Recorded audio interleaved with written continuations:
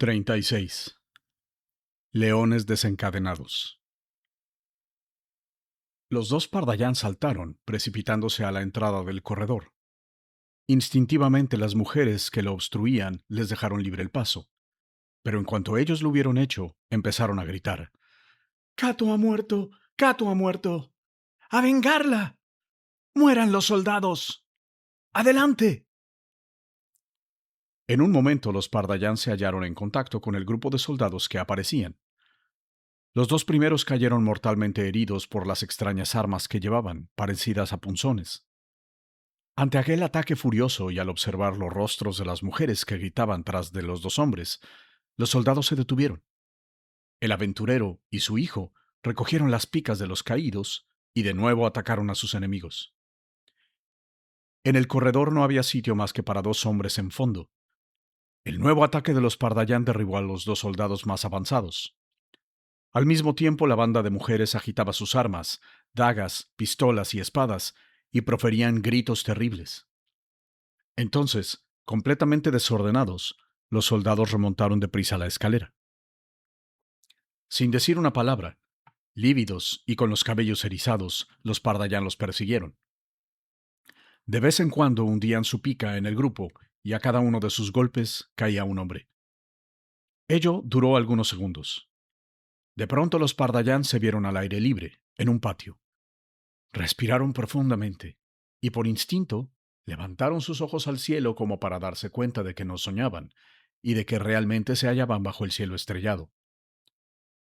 Entonces oyeron el gran ruido de las campanadas, de los disparos de las armas de fuego, y los gritos de las víctimas, cosa que los hizo estremecer. ¡Fuego!, gritó la voz de un oficial. Los dos Pardayán se dejaron caer al suelo, y las balas pasaron por encima de ellos. Luego se levantaron de un salto. El oficial había formado a sus hombres en una sola fila al fondo del patio, y en cuanto los arcabuces estuvieron descargados, gritó: «¡Adelante!». Entonces, en aquel estrecho espacio que alumbraban las primeras claridades del alba, hubo un combate encarnizado.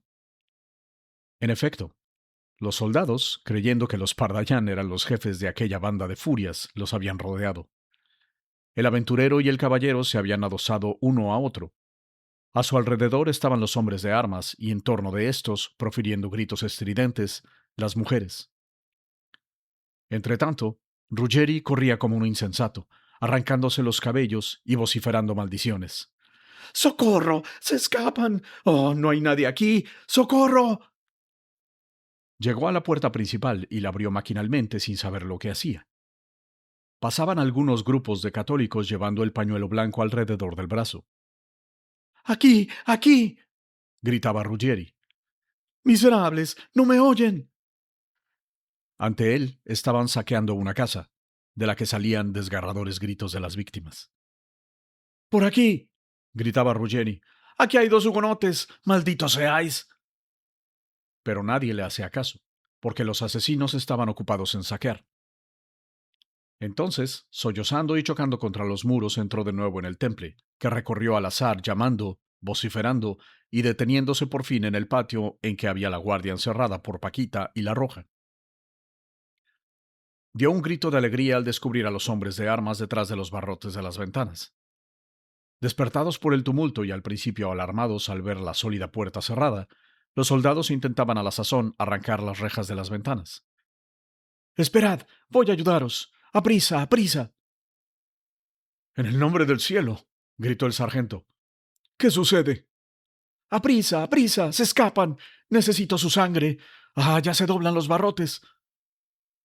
En aquel momento oyó un gran griterío y se volvió viendo que el patio se llenaba de mujeres que con alegría delirante exclamaban: «¡Victoria! ¡Victoria!». Y pasaron corriendo en dirección a la puerta del temple. Los soldados del cuerpo de guardias trataban de destruir las rejas y por fin sacaron dos barrotes. En aquel momento pasaron las últimas combatientes desmelenadas y tras ellas los dos Pardayán cubiertos de sangre, pero sin apresuramiento. Ruggeri, sin voz y lleno de desesperación, quiso impedirles el paso, pero el caballero lo apartó con una mano sin esfuerzo aparente, si bien debió hacer una gran fuerza, pues Ruggeri rodó por el suelo hasta llegar a la muralla, en donde se desvaneció profiriendo una maldición. 5 o 6 soldados saltaron al patio por la abertura practicada y se echaron en persecución de los Pardayán, que iban huyendo. Pero estos se volvieron con tal aire de amenaza que los reitres se detuvieron asustados. Entonces apuntaron sus armas y sonaron 2 disparos que no dieron en el blanco. Los 40 soldados de guardia, que por fin habían podido saltar al patio, se lanzaron en persecución de los fugitivos, a los que vieron franquear la puerta que Ruggieri había abierto y desaparecer entre el humo y el tumulto que reinaba en la ciudad. El oficial, estupefacto al contemplar el extraño aspecto de la calle, no pensó más que en guarecerse y luego, yendo en busca del gobernador Montluc, lo halló atado y roncando bajo la mesa de su comedor. En aquel momento eran las 3 de la madrugada y el día apuntaba, a pesar de lo cual los asesinos que circulaban por las calles no apagaron sus antorchas, pues se servían de ellas para incendiar las casas marcadas con una cruz blanca. Una vez fuera del temple, los Pardayán tomaron al azar la primera calle que encontraron. Estaba llena de humo y de gritos. Humo producido por los incendios y por los disparos de las armas de fuego que iban a herir a las pobres víctimas que proferían gritos de agonía. ¡Libres! Exclamó el aventurero mirando a su alrededor. Pobre Cato, exclamó el caballero. Cada uno de ellos habíase apoderado de una buena espada y una daga, ambas rojas de sangre. Los vestidos de ambos estaban rotos y desgarrados, y en sus caras advertíase todavía la expresión de espanto ante el suplicio de que habían estado a punto de ser víctimas. ¿No estás herido?, preguntó el viejo. Tengo algún arañazo, pero no es nada. ¿Y vos? Nada, absolutamente. Pero veamos, ¿qué hay en París? ¡Cuánta sangre! ¡Cuánto humo! ¡Qué gritos!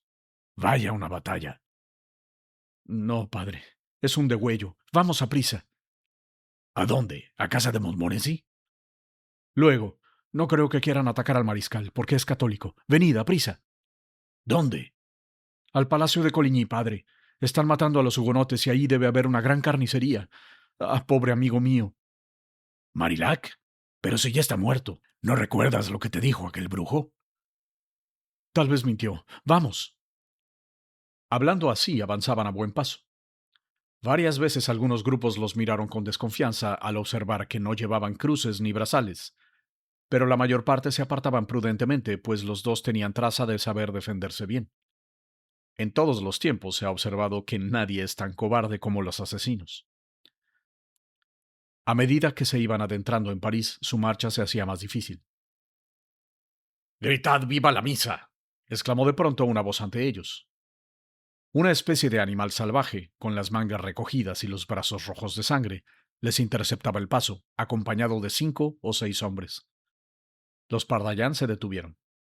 «¡Gritad viva el Papa!», dijo otro. El caballero levantó el puño sin decir palabra, y lo descargó en la sien del hombre, que cayó como una masa inerte. «Llévale eso al Papa», dijo el viejo Pardayán. La patrulla, pasado el primer instante de asombro, empezó a perseguirlos amenazándolos furiosamente. «Carguemos», dijo el viejo. Precipitáronse entonces sobre los que gritaban y muy pronto cayeron 2 de ellos, mientras los demás echaban a correr gritando «¡Socorro! ¡Aquí hay 2 hugonotes!». Cuando regresaron, los 2 Pardayán estaban lejos. Corrían sin detenerse saltando los cadáveres y dando de vez en cuando algún rodeo para evitar algún grupo ocupado en incendiar una casa. Corrían asombrados en extremo, casi doliéndoles la cabeza a fuerza de oír el incesante y ruidoso campaneo y las numerosas detonaciones de las armas de fuego. Corrían daga en mano, atacando todo lo que les impedía el paso y sin decir una palabra. Y así fue como llegaron al palacio de Coligny a las 4 de la mañana. Enorme multitud llenaba la calle de Bettichy. Precipitáronse hacia ella y consiguieron franquear el paso. Tal vez los tomaron por católicos furiosos. La puerta del palacio estaba abierta de par en par, y el patio lleno de gentes de armas que gritaban «¡A saco! ¡A saco!». Entraron, y por fin, no sin grandes esfuerzos, llegaron al centro del patio horrorizados y llenos de furiosa indignación. Cuando miraban a su alrededor, encolerizados, una voz de hombre que dominaba el tumulto gritó «¡Bemia! ¡Bemia! ¿Estás listo?». Y reconocieron al duque de Guisa, que levantaba la cabeza hacia las ventanas del palacio.